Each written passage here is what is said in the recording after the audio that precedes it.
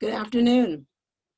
I'm Dr. Claire Sanders, and this is my presentation of faculty expectations. Before I get into my remarks, I would first like to say that I regret that we could not be together in person on Zoom, if that makes sense, on October 7th when this presentation was originally scheduled. We're all struggling with the technology, and that Wednesday night I at least was having particular struggles. Alrighty, so I'm Dr. Claire Sanders. I teach in the Department of History. Modern European history is my area of specialization. I am also the co-director of the African American and Africana Studies minor. In addition to all of that, I am the Academic Affairs Diversity Advocate. That means I work with our Provost, Dr. Teresa Abinader-Dahlberg. My email address is c.sanders@tcu.edu. So here's what I want you to know about what faculty want you to know. And this is really the basic sort of bare bones presentation. These are the most essential things that I think faculty want you to know.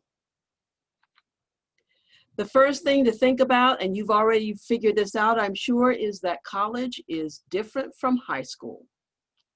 The work is harder, it's more challenging, it's often at a different level than what you experienced in high school, and there's often more of it, not just in terms of the amount of work overall, but often the amount of work within any of the individual courses that you're taking.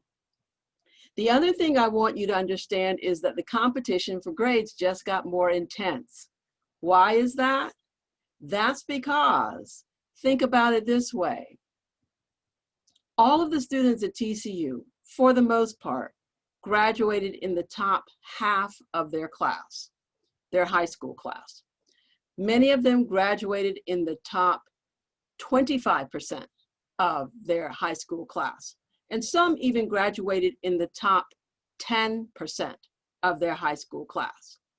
That means by virtue of coming to college, coming to study at TCU, you are now studying with students who throughout their high school career were accustomed to making A's and B's. In other words, your high school classmates, you know who they are, the ones who were making C's and below, they're not here anymore, or they're not here at TCU. So they're not available, if you will, to help make you look good. You did the work in high school, that's true, that's why you had the grades, and that's part of the reason you earned admission to TCU, but so did everyone else who came to TCU as a student.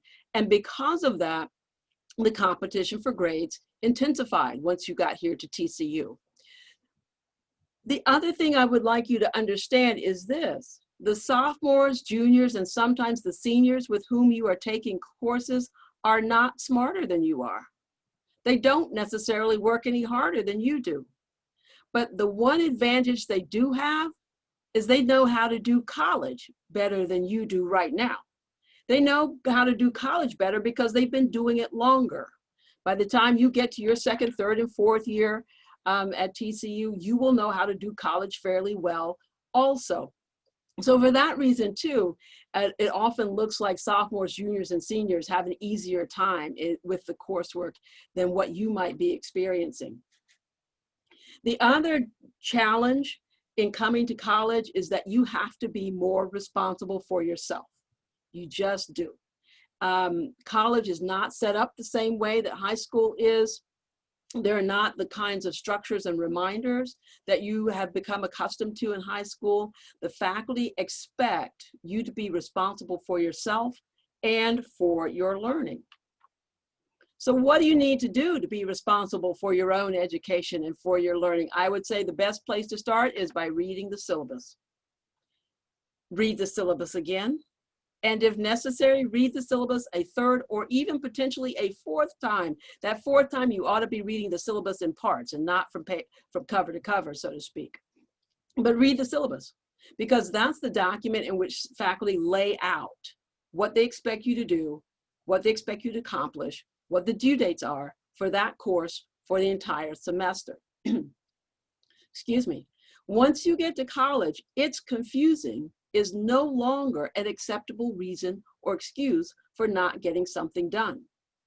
If whatever it is you're trying to work on is confusing, figure out why it is confusing to you. Figure out what the specific points of confusion are to the best of your ability, and then ask some questions. Depending on the question, you might want to start with one of your classmates, somebody else who's taking the course with you, somebody who, to the best of your knowledge, has it together, understands what's going on better than you do. Ask that person or that classmate first. You should also ask your professor. You can also ask your academic advisor, and every student on campus has an academic advisor. Another resource for your questions, depending on the question, are the research librarians and the library staff. They are some great resources, and the librarians love working with students. You can also ask a peer tutor if you're working with one, or if you're in a discipline or a department that provides free peer tutoring especially, get connected to a peer tutor to help answer your questions. Lastly, your RA should be able to direct you to the person or persons on campus who can help answer your question. So once you've found or figured out to whom you want to ask your questions, keep asking your questions until you get all the information you need. Because sometimes it works like this. You figure out what the question is, you ask the question, and you're like, great, I understand what I'm doing now. Until you're like, wait a minute, I don't understand this next piece or the piece after that. I'm still struggling to figure out exactly what it is I'm supposed to be doing right here, even though I understand this question that I had earlier. So keep asking your questions until you get all the information you need. That's your responsibility. We as the faculty, we're moving on. If nobody asks any questions, we have to come to the conclusion that for the most part, students either understand what we're communicating or they're going to figure it out. So always ask your questions. So when you ask your questions, especially now that we're all virtual more than in person, probably, at least speaking for myself, virtual more than I would like, email your professor. Email is a way in which we are communicating with each other a lot more. Even I am using email more in my teaching than I ever have before.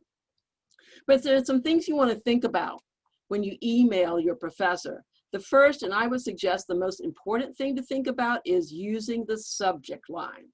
I always tell my students, put something in the subject line to indicate to me what it is you're asking about. Because if I get an email without anything in the subject line, that email usually falls to the bottom of my inbox, because I prioritize the emails with subject lines because I know what the need is there. So make sure you use your subject line strategically. When you're using the subject line, identify the course that you're asking the professor about, and please be specific. When a student emails me and it says in the subject line of the email, your history course, my response is, which one? I teach more than one history course. Which one are you trying to ask me about? So be specific in the subject line. I've provided a few examples on this slide, like history 10223. That tells the professor exactly which history course it is. Contemporary issues in biology. The professor knows exactly which course it is. Communication 10123. Monday, Wednesday, Friday. That's significant because COM 10123 has more than one section that meets on more than one day of the week. So now the professor knows specifically, or more specifically, which course you're asking about, and then the part that comes next. History 10223, a question about the quiz. The contemporary issues in biology, I'd like to schedule a meeting. Let the faculty know, generally speaking, what it is that your email message addresses. And speaking of address, always remember to address faculty or your professors by their titles. Dr. Jones, or Professor McKinney. Use doctor or professor and the professor's last name. You especially want to do that when you're addressing your faculty who are female. To address a female professor as Mrs. or Ms. is to be unintentionally disrespectful to that faculty person. So you always want to use their professional title. All right, so once you've got the professional title in place, you've got something in the subject line, you've identified the class and what your email is about, keep your email as concise as possible. State precisely as you can what your question is. If you notice that you're beginning to type a lot in that email message, that's probably the time to request a meeting, okay? I even do that. When I start responding to a student, if I notice that like, oh my goodness, this email response is getting really complex, I will then turn around and say to the student, let's schedule a meeting, let's talk about it. It's getting way too complicated for email. Okie dokie. The other thing that I think faculty want you to do is to be prepared, and not just for class. I hope that by this point in the semester, it goes without saying that you should be prepared for class, every class, for the best of your ability. I would also argue that you need to be prepared as best as possible for all components of your life, whatever you're responsible for.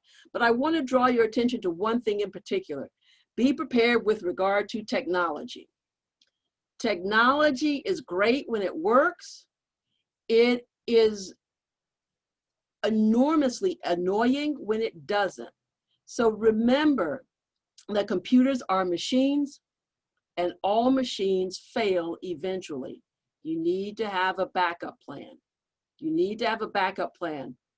I would suggest you need to have a backup plan for a lot of things in your life, but getting a backup plan for your computer is relatively easy. I use Carbonite. It's a cloud backup service. It costs $5 and some change per month. You can pay it on an annual basis. I call that $5 and some change per month worth of peace of mind. I know that should my computer, any one of my computers go glitchy, or if it should, knock on wood, fail, that I can access all my files from any other computer or mobile device. The other thing to remember is that when your computer fails, it's never convenient. It seems to me that computers can sense moments of high stress, high demand, and high anxiety on your part when you really need your computer. And if your computer is going to fail, that's when your computer will choose to fail. So I would encourage you to think about when and how you back up the files on your computer so that they will always be available to you. This is perhaps my favorite slide. Use your planner. Use your planner. Keep yourself organized. Be responsible for your responsibilities. That's the other thing faculty expect for you to do. It does not matter what kind of planner you use. I know that some students still like to use a paper planner. The students with the paper planner that's color-coded, oh my goodness, those students are some of my favorite people, because I know they're organized, they've got it together. But whether you use a paper planner or your computer or your phone or your tablet or some combination, use your planner. Use your planner. And in that planner, you should have every assignment for every course you're taking. That way you can literally see what you're responsible for. You can see when assignments are due. You can see when the due dates are, and you can see where the log jams are going to be. So you can see those weeks in which you have multiple assignments due across all of your courses, and you can plan accordingly from there. One semester I had a student who told me he had one of those big wall planners, and he put it on the back of his door so that every time he left his dorm room, he literally could see what was in front of him that week and actually for the rest of the month. The other important thing to do is to keep your planner updated. If a faculty person changes a due date, you need to note that change in your planner. And my own experience is this semester, because we're all struggling to cope, teaching in this strange coronavirus environment for education, that I am from time to time having to make changes to due dates. So once I make the change and once I announce it in class, send it in email and post it in TCU Online, I expect students to update whatever their planner is so that they keep track of what the changes are. In addition to planning with regard to your academic work, I think it's also really important to plan for sleep, for physical activity, for your spiritual well-being, and for safe social activities. All of these activities are important to your overall well-being, and your overall well-being supports your academic success on campus and elsewhere. I would, especially at this point in the semester, stress the importance of sleep. From now till the end of the semester, I realize that you feel a lot of pressure to get things done. There are a lot of things to do academically. And one of the things students start to do from this point forward in the semester is to skimp on sleep. And usually we, the teaching faculty, can see the effects of lack of sleep in our students. So lastly, the other thing that I would remind you of is that there are a lot of resources available to you on campus, and I would encourage you to take advantage of them as necessary or as you would like to. So you will notice that many of these resources are academic, but many of them speak to the other important components of your life, your health and well-being. So please do not be shy about using these academic resources. The people responsible for these resources are some of the best people on campus to work with. All righty, that really is all of my remarks. It was my goal to keep this presentation short and as precise as possible to give you some of the most important points of faculty expectations. If you have any questions or think of something that you would like me to address, please feel free to email me at c.sanders@tcu.edu. Thank you so much for your time and attention.